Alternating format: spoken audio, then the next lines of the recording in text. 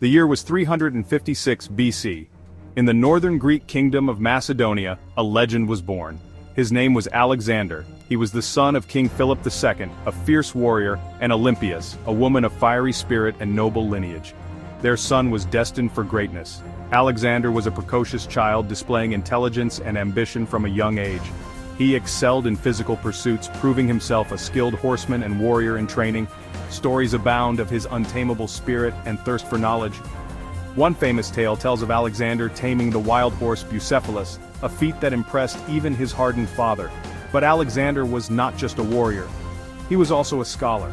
He devoured the works of Homer, dreaming of heroes and glory. He longed to emulate Achilles, the legendary warrior of the Trojan War. Little did he know, he would surpass his heroes in both fame and achievement. At the age of 13, Alexander's education was entrusted to the greatest mind of the age, Aristotle. The famed philosopher came to Macedonia to tutor the young prince. He instilled in Alexander a love of learning, a respect for knowledge, and a thirst for discovery. Aristotle taught Alexander philosophy, logic, and rhetoric. He schooled him in the natural sciences, instilling in him a curiosity about the world. These lessons would shape Alexander's worldview and influence his later actions as a ruler. His mind, honed by Aristotle's teachings, would prove as sharp as any sword. Under Aristotle's guidance, Alexander developed a keen intellect and a broad range of interests.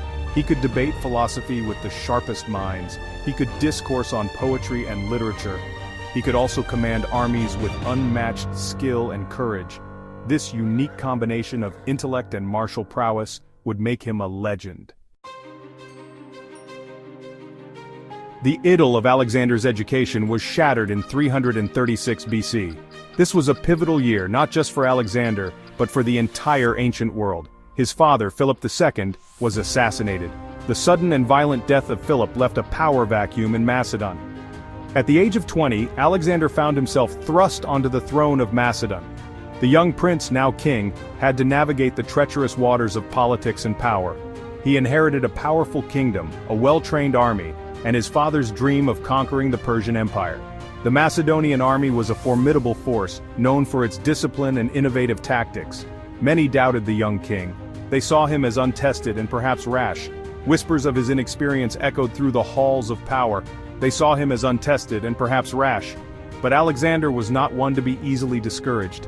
He had been trained by Aristotle, one of the greatest minds of the time, and he possessed a keen intellect and a fierce determination. But Alexander quickly silenced his doubters. He moved with a confidence that belied his years, taking decisive action to secure his position. He moved swiftly to consolidate his power, crushing rebellions in Greece with ruthless efficiency. His actions were swift and brutal, leaving no room for dissent. He proved himself a brilliant strategist and an inspiring leader, rallying his troops and instilling in them his own unwavering confidence. His charisma and leadership skills were undeniable, and his men were willing to follow him to the ends of the earth. With Greece secure, Alexander turned his attention east, towards the Persian Empire. This was no small feat. The Persian Empire was vast and powerful, a formidable adversary. It was a bold ambition. Alexander's vision was not just to conquer, but to create a new world order, one that would blend the cultures of East and West. Persia was a vast and wealthy empire, home to some of the finest warriors in the world. But Alexander was undaunted. He saw the Persian Empire not just as a challenge, but as an opportunity to prove his greatness. He had a vision of a world united under his rule, a world where Greek culture and learning would flourish. This vision drove him, fueled his ambition, and guided his every move. And he would stop at nothing to achieve it. Alexander's journey was just beginning, and the world would soon witness the rise of one of history's greatest conquerors.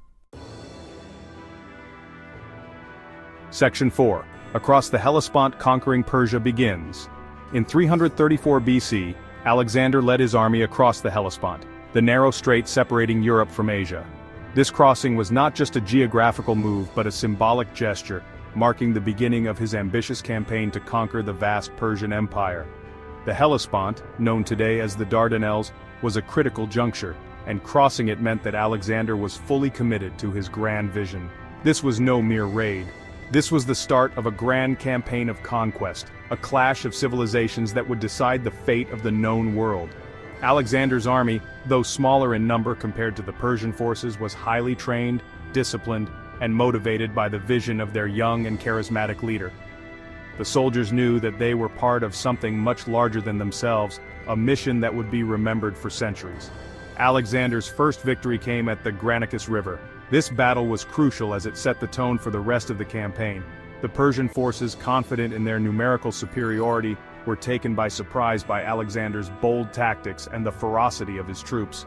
Against a larger Persian force, Alexander led a daring cavalry charge, shattering the enemy lines and earning himself a reputation for fearlessness. His strategy was not just about brute force, it was about psychological warfare, breaking the enemy's spirit and will to fight. The sight of Alexander at the forefront, risking his life alongside his men, inspired his troops and struck fear into the hearts of his enemies. The victory sent shockwaves through the Persian Empire. News of the defeat spread quickly, causing panic and confusion among the Persian ranks. The once invincible Persian army was now seen as vulnerable, and this emboldened other regions under Persian control to consider rebellion. The boy king of Macedon was not to be underestimated. Victory followed victory. Each battle won was a step closer to his ultimate goal, and each victory added to his legend. Alexander's leadership was characterized by his ability to adapt to different situations, using both traditional and innovative tactics to outmaneuver his enemies. City after city fell to Alexander's armies. His campaign was not just about winning battles, but also about securing territories and establishing control. Alexander's approach to governance was pragmatic.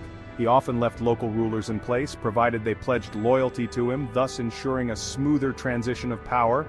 He liberated the Greek city-states of Ionia from Persian rule, earning the gratitude of their people.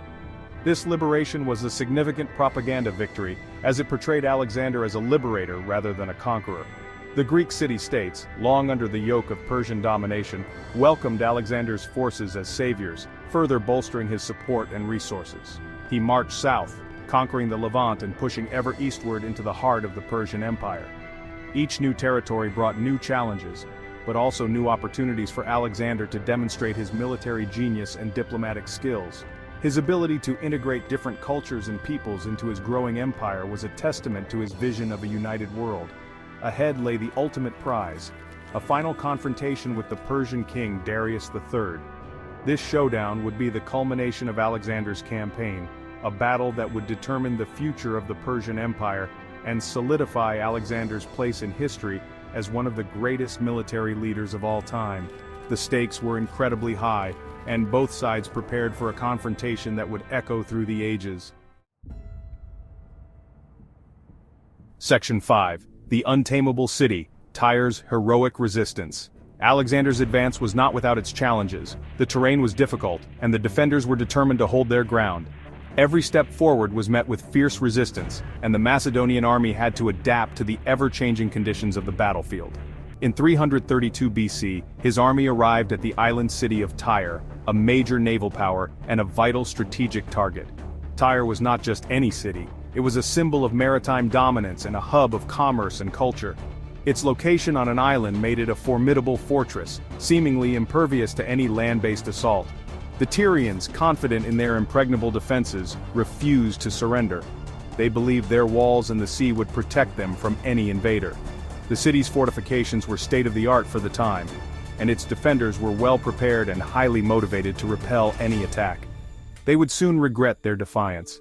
Alexander was not a man to be easily deterred.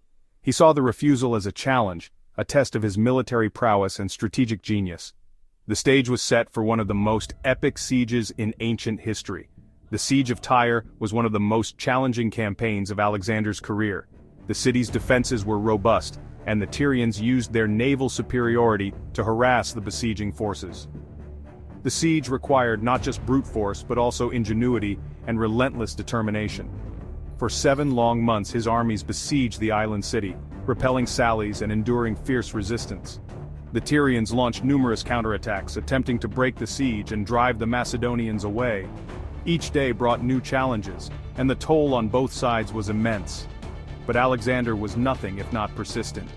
He was known for his ability to inspire his men and to think outside the box. He knew that conventional tactics would not work against Tyre, so he devised a bold and innovative plan. he ordered the construction of a massive causeway connecting the island to the mainland, a feat of engineering that stunned even his own engineers. This causeway, or mole, allowed his troops to bring siege equipment closer to the city walls. It was a monumental task, requiring immense labor and resources, but Alexander's vision and determination drove the project forward. Finally, in July 332 BC, Tyre fell. The relentless pressure and the innovative tactics employed by Alexander's forces proved too much for the defenders. The city, once thought unconquerable, was stormed and sacked. The fall of Tyre sent shockwaves throughout the ancient world, demonstrating the might and ingenuity of Alexander's army. The city, once thought unconquerable, was stormed and sacked. The aftermath was brutal, with many of the city's inhabitants killed or sold into slavery. The fall of Tyre marked a significant turning point in Alexander's campaign, showcasing his ability to overcome seemingly insurmountable obstacles. The siege had tested Alexander's patience and his army's resolve. The long months of fighting had taken a toll on the soldiers, but their victory was a testament to their endurance and their leader's unyielding spirit. Alexander's ability to adapt and innovate in the face of adversity was a key factor in his success. But it had also demonstrated his unwavering determination and his genius for adaptation. The Siege of Tyre was a masterclass in military strategy and engineering, showcasing Alexander's ability to turn the tide of battle through sheer will and ingenuity. His leadership during the siege became a legend, inspiring future generations of military commanders. He would need all his cunning and courage for the challenges that lay ahead. The fall of Tyre was just one chapter in Alexander's epic journey of conquest. Each new challenge would require him to push the boundaries of what was possible, to innovate and inspire, and to lead his men to victory against all odds. The story of Tyre's heroic resistance and ultimate fall is a testament to the indomitable spirit of both the defenders and the conqueror.